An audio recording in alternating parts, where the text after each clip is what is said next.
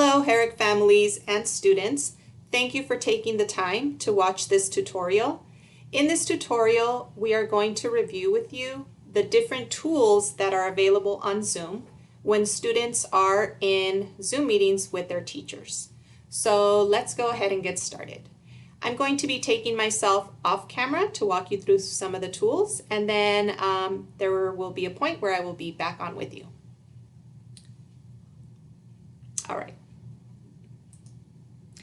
All right, so the first tool that we're going to be looking at is down at the bottom of your screen on the left side, and that is the mute tool. As you can see right now, it shows a little microphone with some green bars activity, and that's because I'm speaking now, so that means that my microphone is on. When we want to mute our microphone and turn it off, we simply click on it and you're going to see a red slash through it showing that the microphone is off. So I will show you that now.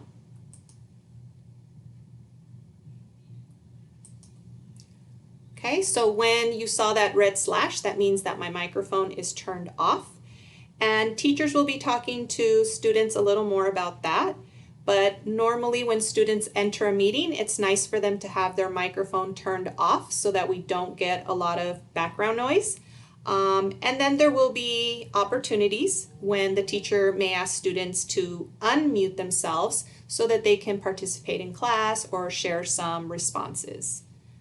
The next tool that you will see down here also at the bottom left side of the screen is the video option. When students first enter the Zoom meeting, they will usually get the option of entering with video or without video. We often recommend that students join their meetings on video just so that we can see our students as they enter our meeting, and for safety reasons, just knowing who is in our meeting. We also like to have students on camera. As you can see right now, there's a slash, which means I'm off camera. And one thing I forgot to mention is that the view that you're seeing right now is of student 1, which is myself. So right now I'm playing the part of a student so that you can see what your children will see when they are on camera. So this is student view 1. All right, so I'm going to take myself, I'm going to click on this so you guys can see what it looks like when it gets the image back up. And like I was saying, we do prefer to have our students on camera, not just for safety reasons, but also to have some interaction with our students. So like I'm doing now, I'm having eye contact.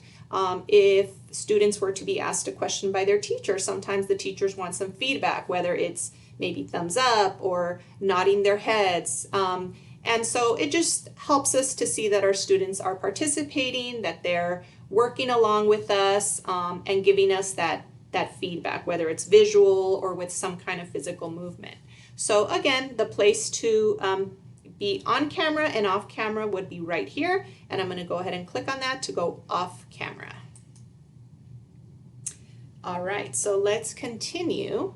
And again, teachers will be giving more information to their students about maybe the ways that they want their students to be during their Zoom meetings. The next tool that you're going to see here says participants. As you can see right now, there's a number 5, and that's because there are 5 of us. We have our teacher and we have some students here as well.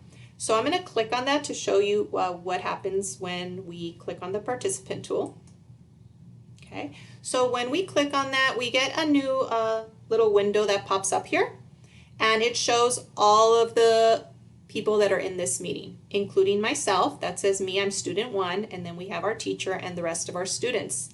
As you can see, when you move the mouse over yourself, in this case I'm student 1, you'll see the option of more. And when I click on more, it gives me the option to rename myself. I'm going to go ahead and click on that, and I'll show you why this is an important tool. Okay, as you can see, I'm named as student 1. Sometimes when our students enter a meeting, their name appears as the device that they are using. And so we want our students to simply enter their first name. Once they have done that once, it usually will save it. What we don't want is our students to be changing their name during the meeting or using nicknames or emojis. And so again, teachers will talk to students about this a little more, but we definitely want students to just stick to their first name or follow the directions that their teachers give. So I'm going to go ahead and click OK. And again, that's where students can rename themselves. We also see some nice tools here for interacting in class. So we have a raise hand, which would signal to the teacher that a student has a question when students click on this. And when they're done with their question, they can click it off. We also have some tools to respond yes or no during class. A couple other little tools here, and then our more also has some pop-ups for thumbs down, thumbs up, or to give a clap. Okay.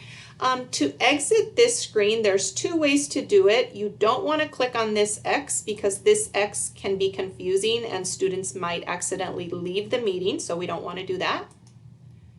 This little arrow is one way to exit by hitting close. That's one way to close this. And a much simpler way is to just go back to the participants tool, and it brings you back and it closes out that window. Our next tool down here is our chat feature. And when we open our chat feature, it will also open up this sidebar. And the chat is a function in which students can type responses to maybe their teacher's question, or if the teacher asks students to type certain things into the chat, the message that they type would either go to everybody, so if it's an activity that the teacher wants all students to participate. If the student wants to send a private message to their teacher, they would click on teacher and then send a private message. Sometimes a student needs to let their teacher know that they need to step away for a bit, or they need to recharge their device, or any such thing. That's a good way to do it without having to interrupt class. So that is the chat feature. And again, teachers will also talk to students more about how they want to use it. Sometimes teachers might deactivate the chat for some lessons that don't require its use. So teachers will let their students know a little more about that. And again, just like before, the way to exit the chat or to close this out would be here or here. I'm going to go ahead and show you here this time. Okay. The next tool is the share screen tool. This is a tool that will mostly and mainly be used by teachers to share information with their students across the screen. So that function is not so much for students, again, unless teachers start to teach this to their students. Record is also not an option that students would be using. And then let's go to reactions. Reactions is just something that we also saw in the participants sidebar. It's the clap and the thumbs up. Okay, so those are the tools that we have across the bottom. If a student is using an iPad, they may see these tools at the top of their screen rather than the bottom. So depending on the device that's being used, there may be some differences. Couple other quick little things that I wanted to share is in student 1 view, again, that's myself. When I go to the corner of my screen, my image, there's these 3 dots. I can also mute myself from here, or I can do it here. Okay.